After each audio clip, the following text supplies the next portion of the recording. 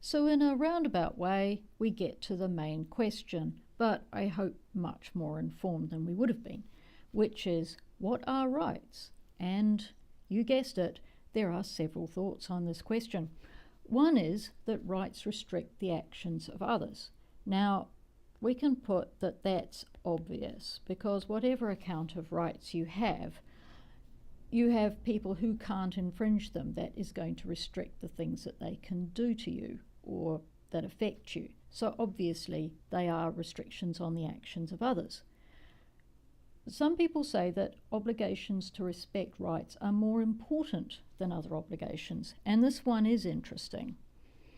Suppose you borrow $10 from a friend.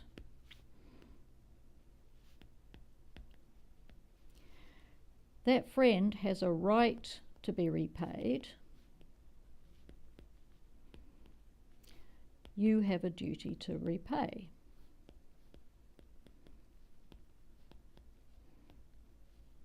You owe your friend $10. That's important.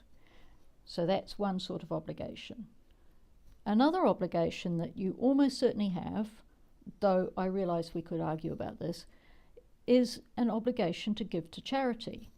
But even though you have this obligation, you don't owe any particular charity your money. So when the malaria charity, sorry people, when the malaria charity comes to call, you don't owe them money in the same way that you owe your friend that $10. They don't have a right to your money. So that sets up rights to be relational.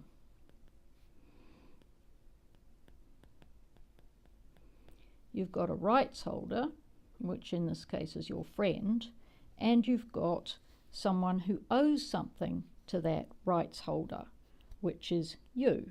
So rights holder connected to someone owing that person something. Doesn't have to be $10, but in this case it's $10.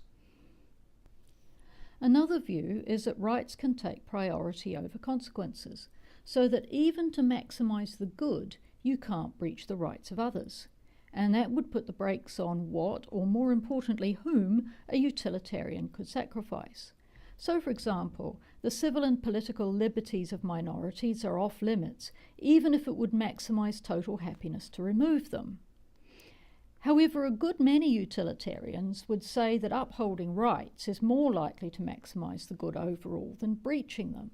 So the utilitarian can have rights as an instrumental good. The rights theorist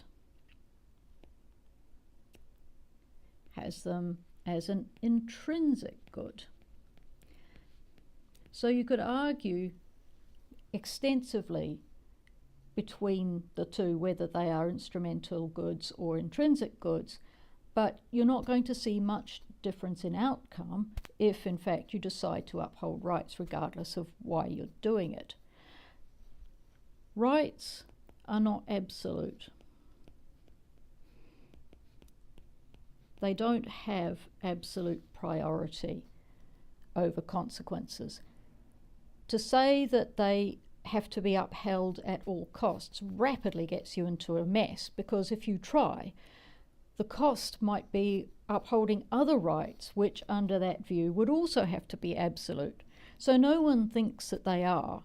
You have to work out which rights take priority in any context. And that is probably going to involve a consideration of consequences, but consequences can't be your only consideration. You have to look at the rights of the person, which as a strict utilitarian you wouldn't have to do.